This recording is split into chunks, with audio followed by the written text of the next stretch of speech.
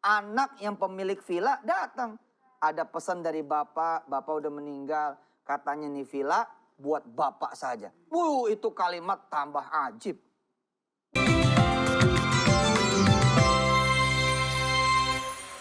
Pemirsa, buat yang baru bergabung ya Mi, di segmen 2 ini kita sedang membahas bagaimana sih gitu mengundang Allah dalam kesulitan kita gitu.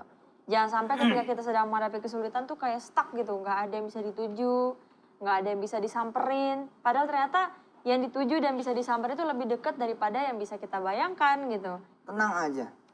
Semua kesulitan, semua persoalan, semua permasalahan kita belajar dari kisah Nabi Allah Nuh. Ya, kan Nabi Nuh ini disuruh bikin perahu kan, bikin kapal gitu kan, karena nanti akan berlayar. Ya, terus kapan kemudian tiba saatnya berlayar? Ketika turun perintah Allah. Nah dalam ayat 40 ini bahasa Allah apa? Hatta idza jaa amruna. Ya, sampai kemudian datang kalimat dari Allah. Langit gitu. Turunin air, bumi ya, keluarin air. Perahu, berlayarlah. Itu semua kalimat Allah. Nah kalimat Allah itulah yang kemudian mengawali segalanya. Dan membersamai segalanya. Juga nanti mengakhiri segalanya. Nah kenapa saya, Pak Wirda, Kak Komi, semua yang ada di Zoom dan pemirsa semua. Kenapa sih kita ketika punya kesulitan, persoalan, kesusahan, permasalahan, beban. Kita harus enjoy. Harus senang, harus tenang, harus kemudian merasa nyaman, comfort, yakin, percaya bahwa ini akan selesai, ini akan beres. Kenapa? Karena disebut oleh Nabi Allah Nuh, karena yang memberi kesulitan itu, yang memberi persoalan itu, yang memberi permasalahan itu, yang memberi beban itu, yang memberi tantangan itu adalah Allah.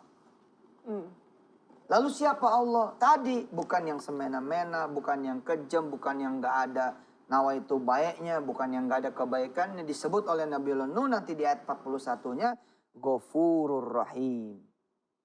Ya, Inna Rabbi la ghafurur Rahim. Kenapa harus tenang?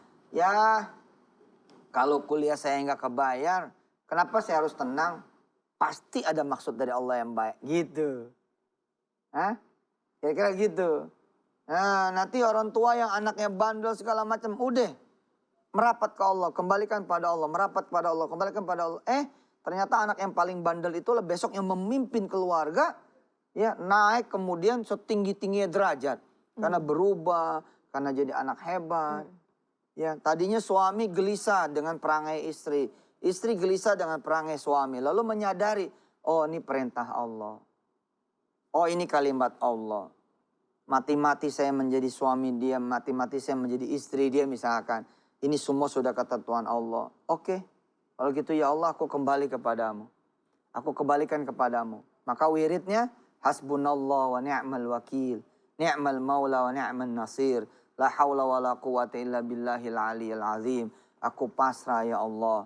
Aku pasrah ya Allah. Aku pasrah ya Allah. Hanya Engkau yang bisa nolongin. Hanya Engkau yang bisa bantu. Hanya Engkau yang bisa mecahin. Hanya Engkau yang bisa ngubah. Selesai. Selesai. Tapi Pak, kita punya keyakinan Allah bakal ngurusin, bukan berarti kita nggak minta kan? Iya. Harus minta kan? Harus minta. Iya. Makanya mintanya itu kan kemarin udah dipelajari kan di hari Senin, Selasa, Rabu. Ya bahwa mintanya itu dengan kalimat dia sendiri. Kan kita suka begini ya pemirsa ya. Assalamualaikum Pak gitu. Ini cuman Bapak loh Pak yang bisa nolongin saya. Nggak ada lagi yang lain. Kata ibu, bapak yang bisa nolongin gitu. Kita puji tuh orang, kita angkat tuh orang, ya kan? Sampai kemudian orang itu lulut, udah sekarang lu pulang dulu dah. Tuh gue pikirin, gitu. Ya kan, kita datang gitu loh. Ya kan? Nah kenapa kalimat itu tidak kita sandarkan langsung pada Allah saja? Secara titik awal kesulitan itu dari Allah gitu. Dari Allah gitu. Makanya kalau mikir kayak gitu tuh pemirsa, kita tenang gitu. Bener dah, ya. Ini usaha gitu jadi hancur. Siapa sih yang ngancurin? Ya akhirnya izin Allah juga gitu yang ngancurin. Oh apakah karena perbuatan kita, lu yang bodoh, lu yang blow on, lu yang gak bisa dagang. Iya emang. Tapi secara secara tauhid dan iman, kalau Allah belum jatuhin kata, banyak orang blow on yang pinter tuh banyak gitu. Bagaimana Ustaz orang blow on yang pinter? Banyak orang miskin yang kaya, nggak percaya loh. Yang beli siapa, yang nempatin siapa? Yang beli villa siapa? Orang kaya. Yang nempatin siapa? Ya orang miskin. Lah kenapa? Jatuh katanya bukan buat si orang kaya, tapi buat si orang miskin. Gila nggak? Nah, dan itu bisa berpuluh-puluh tahun loh. Anak pertama lahir di situ, anak kedua lahir di situ. Tanpa terasa si penjaga villa 25 tahun menempati villa. Padahal dia miskin. Tapi jatuh kata kepemilikan si villa dari Allah bukan buat si orang kaya, tapi buat si miskin.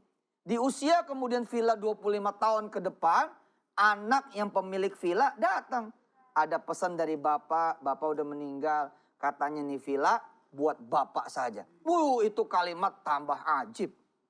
Banyak gak orang kaya yang miskin? Banyak orang kaya yang miskin.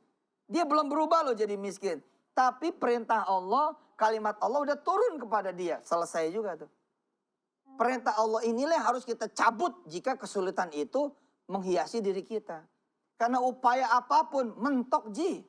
Pemirsa, mentok. Bener dah, mau nyari kemana berobat kita. Yang ada duit habis. Mau nyari kemana kita bayar utang. Yang ada malah tambah gede tuh utang. Mau nyari kemana kita ngurusin badan. Yang ada tambah gendut. Gue bingung. Mengurusin gak jadi-jadi. Kenapa? Karena Allah gak redok. Bisa jadi. Betul gak? Hah? Kita kurus buat sombong. Ya gak jadi. Bukan atas nama dia. Coba kalau kita bilang begini. Saya mau diet ya Allah biar sholat malam kuat. Itu namanya bismillahirrahmanirrahim. Majreha wa mursaha. Yuk kita baca lagi. Kita baca lagi. A'udzu billahi minasy syaithanir rajim. Ayo. A'udzu billahi minasy syaithanir rajim. Bismillahirrahmanirrahim. Bismillahirrahmanirrahim. Hatta idza jaa amruna wa farattan nur. Hatta idza jaa amruna wa farattan nur.